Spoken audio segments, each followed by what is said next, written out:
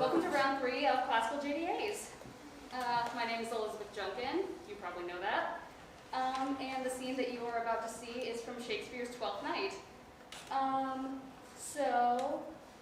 little bit of what happens right before the scene. Viola has disguised herself as Cesario in order to work for Duke Orsino, and she is currently delivering Orsino's messages of love to Lady Olivia, who will hear none of it.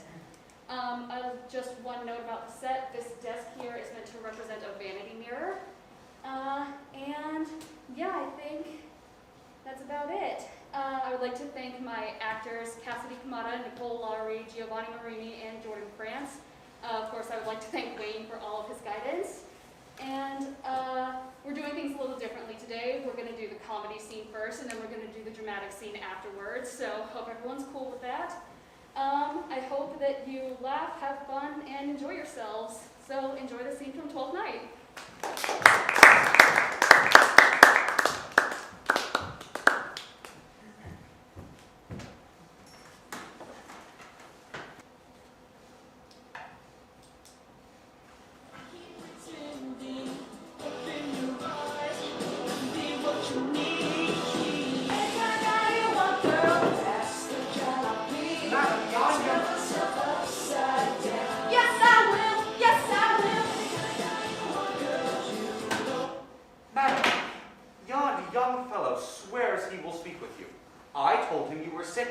He takes on him to understand so much, and therefore comes to speak with you. I told him you were asleep. He seems to have a foreknowledge of that too, and therefore comes to speak with you. What is to be said to him, my lady? He is fortified against any denial. Tell him he should not speak with me. Has been told so. And he says he'll stand at your door like a sheriff's post and be the supporter to a bench. But he'll speak with you. What kind of man is he? Why, of mankind. What manner of man? Why, a very ill manner. But he'll speak with you, will you or no? Of what personage in years is he? Not yet old enough for a man, nor young enough for a boy. As a squash is before 'tis almost a peace god, or a codling when 'tis almost an apple. 'Tis with him in standing water between boy and man. He is very well favored, and speaks very shrewishly. One would think his mother's milk were scarce out of him. Let him approach. Call in my gentlewoman. Gentlewoman, my lady calls. Give me my veil. Come, throw it toward my face. We will once more hear Orsino's embassy. The honorable lady of the house, which is she? Speak to me. I shall answer for her. Your will. Most radiant, exquisite, and unmatchable beauty. I pray you tell me if this be the lady of the house, for I never saw her. I would be loath to cast away my speech, for besides that is excellently well penned. I have taken great pains to con it. Good beauties, let me sustain no scorn. I am very comfortable, even to my least sinister usage. Whence came you, sir? I can say little more than I have studied, and that question's out of my part. Good gentleman, give me modest assurance if you be the lady of the house, that I may proceed in my speech. Are you a comedian? No, my profound art. And yet, by the very fangs of malice, I swear, and not that I play. Are you the lady of the house? If I did not usurp myself, I am. Most certain. If you are she, you do usurp yourself, for what is yours to bestow is not yours to reserve. But this is from my commission. I will on in my speech in your praise and show you the heart of my message. Come to what is important in it. I forgive you the praise. Alas, I have taken great pains to study it, and 'tis poetical. It is the more like to be feigned. I pray you, keep it in. I heard you were saucy at my gates, and allowed your approach rather to wander at you than to hear you. If you be not mad, be gone. If you have reason, be brief. 'Tis not that time of the mood with me to make one, and so skipping a dialogue. Will you hoist sail, sir? Here lies your way. No, my brother, no. Some mollification for your giant, sweet lady. Tell me your mind. I'm a messenger. Sure, you have some hideous matter to deliver when the courtesy of it is so fearful. Speak your office. It alone concerns your ear. I bring no overture of war, no taxation of homage. I hold the olive in my hand. My words are as full of peace as matter. Yet you begin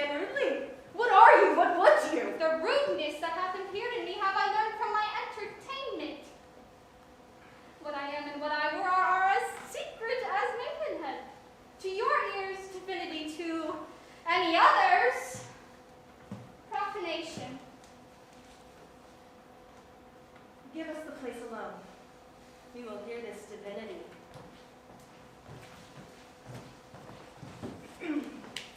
Now, sir, what is your text?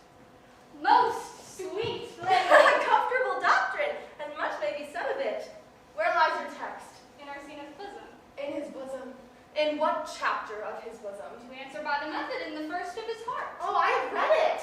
It is heresy. Have you no more to say? Good madam, let me see your face. Have you any commission with your lord to negotiate with my face? You are now out of your text. But we will draw the curtain and show you the picture. Oh, look you, sir. Such a one I was this present. Is it not? Well done. Excellently done. God did all. 'Tis engraved, sir. 'Twill endure wind and weather. 'Tis beauty. Truly, blood whose red and white nature's own sweet and cunning hand laid on. Lady, you are the cruelest she alive if you will lead these graces to the grave and leave the world no copy. Sir, I will not be so hard-hearted. I will give out divers schedules of my beauty. It shall be inventoried, and every particle and utensil labeled to my will, as item, 2 lips, indifferent red. Item, 2 gray eyes with lids to them. Item, 1 neck, 1 chin, and so forth. Were you sent hither to praise me? I see what you are. You are too proud. But if you were the devil, you are fair. My lord and master loves you. Oh, such a love could be but recompense, though you were crowned the non-grail of beauty. How does he love me? With adorations, fertile tears, with groans that thunder, love with sighs of fire. Your lord does know my mind. I cannot love him. And yet, I suppose him virtuous. Know him noble, of great estate, of fresh and stainless youth. In voices well divulged, free, learned, and valiant, and in the dimension and shape of nature, a gracious person. And yet I cannot love him. He might have took his answer long ago.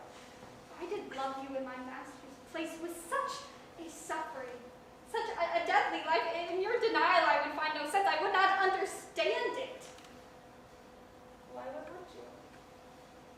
Make me a willow cabin at your gate and call upon my soul within the house. Fight loyal cantings of contempt, love, and sing them loud, even in the dead of night. Halloo your name to the reverberate hills and make the babbling gossip of the air cry out. Olivia. Oh, you should not rest between the elements of air and earth, but you should pity me. You might do much. Now, what is your parentage?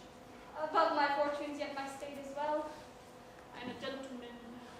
Get you to your lord. I cannot love him. Let him send no more. Unless, perchance, you come to me again to tell me how he takes it. Very well. I thank you for your pains. Send this for me. I'm no feet post lady. Keep your purse. My master, not myself, lacks recompense. Love, make his heart a flint that you shall love, and let your fervor, like my master's, be placed in contempt. Farewell, fair cruelty. What is your parentage? Above my fortunes, yet my state is well. I'm a gentleman. I'll be sworn thou art. Thy tongue, thy face, thy limbs, action, and spirit to give these five a place in. Oh, not so fast. Soft, soft, unless the master were the man. I don't know. Even so quickly may one catch the plague. Methinks I feel this youth's perfections with an invisible and subtle stealth to creep in at mine eyes. Well, let it be.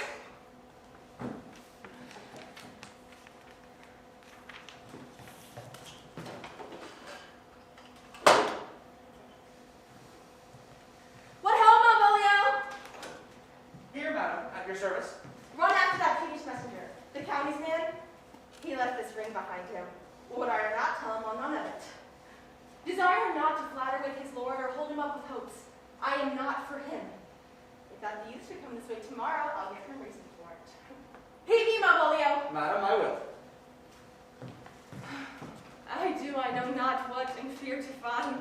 Mine eye too great to flatterer from my mind. Fate, show thy force. Ourselves we do not owe. What is decreed must be, and be this so.